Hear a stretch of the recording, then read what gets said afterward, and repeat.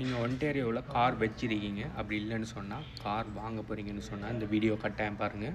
எப்படி உங்களோட insurance ப்ரீமியமை save பண்ணுறங்கிற ஒரு முக்கியமான ஒரு டிப்ஸ் ஒன்று சொல்ல போகிறேன். இந்த வீடியோ சேவ் பண்ணி வச்சுக்கொள்ளுங்கள், ஃப்யூச்சரில் உங்களுக்கு தேவைப்படும்.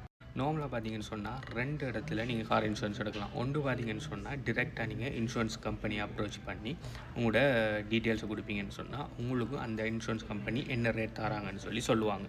2வது பார்த்தீங்கன்னு சொன்னால் இன்சூரன்ஸ் ப்ரோக்கரேஜில் நீங்கள் நாடலாம். இன்சூரன்ஸ் ப்ரோக்கரேஜினா என்னென்னு சொன்னால் இவங்க ஒன்றுக்கு மேற்பட்ட இன்சூரன்ஸ் கம்பெனிஸோட பார்ட்னர்ஷிப்பில் இருப்பாங்க.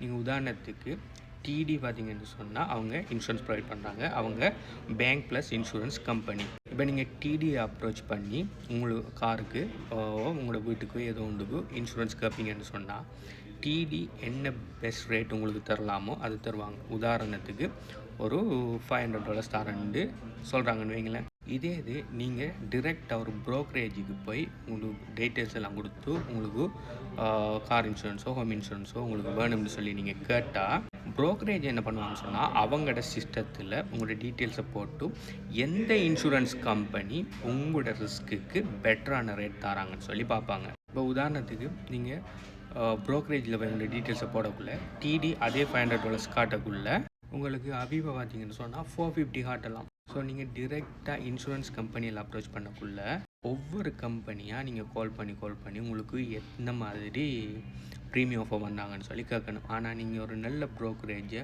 மல்டிபிள் கம்பெனிஸோட பார்ட்னர்ஷிப்பில் இருக்கிற ப்ரோக்கரேஜை அப்ரோச் பண்ணக்குள்ள அவங்க உங்களுக்காக எந்த கம்பெனி பெஸ்ட்டான ரேட் ஆஃபர் பண்ணுதுன்னு சொல்லுவாங்க. இப்படி இன்சூரன்ஸ் கம்பெனிஸில் டிரெக்டாக ஒர்க் பண்ணுறாங்கள இன்சூரன்ஸ் ஏஜென்ட்னு சொல்லுவாங்க.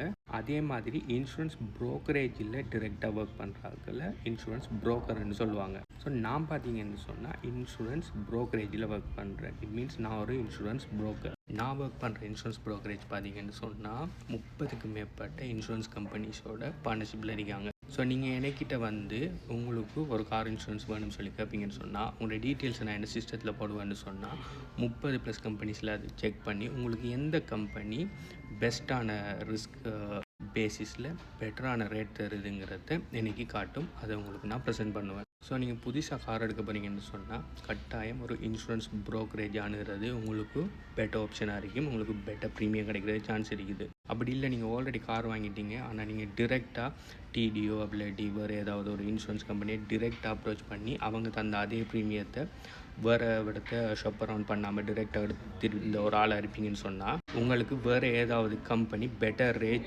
ப்ரொவைட் பண்ணுறாங்களான்னு சொல்லி செக் பண்ணணும்னு சொன்னால் நீங்கள் என்ன கான்டாக்ட் பண்ணுங்கள். உங்களுக்கு வேறு ஏதாவது கம்பெனி பெட்டரான ரேட் ப்ரொவைட் பண்ணுறாங்களாங்கிறத நான் பார்த்து உங்களுக்கு சொல்லுவேன். நீங்கள் உடனே எல்லாம் மாற தேவையில்ல. எப்போ உங்களோட ரினியூவல் வருதோ நீங்கள் ரினியூவல் டைமில் நீங்கள் ஆல்ரெடி இருக்கிற கம்பெனி இப்போ உதாரணத்துக்கு நீங்கள் ஆல்ரெடி $500 பே பண்ணிட்டீங்க. நீங்கள் என்கிட்ட வந்து டீட்டெயில்ஸ் கேட்பீங்கன்னு சொன்னால் நான் செக் பண்ணி போட்டு வேறு ஒரு கம்பெனியில் ஜஸ்ட் $300 உங்களுக்கு இன்சூரன்ஸ் ப்ரீமியம் காட்டுதுன்னு சொன்னால் நீங்கள் ஆல்ரெடி $500 பே பண்ணிக்கிற கம்பெனியில் அப்படியே பே பண்ணிவிட்டு போய் எப்போ உங்களோட இன்சூரன்ஸ் பாலிசி முடியுதோ நார்மலாக இங்கே 1 இயருக்கு தான் இன்சூரன்ஸ் பாலிசி எடுப்பாங்க. 1 இயர் முடிஞ்சதுக்கு பிறகு அவங்க 500லேருந்து பெருசாக குறைக்கல பெருசாக கூட்டலைன்னு சொன்னால் அந்த முடிகிற டைமில் நீங்கள் என்ன கான்டாக்ட் பண்ணுவீங்கன்னு சொன்னால் அந்த டைமில் என்ன மாதிரி ப்ரீமியம் ப்ரைஸ் வருதோ அதை நான் உங்களுக்கு சொல்லுவேன்.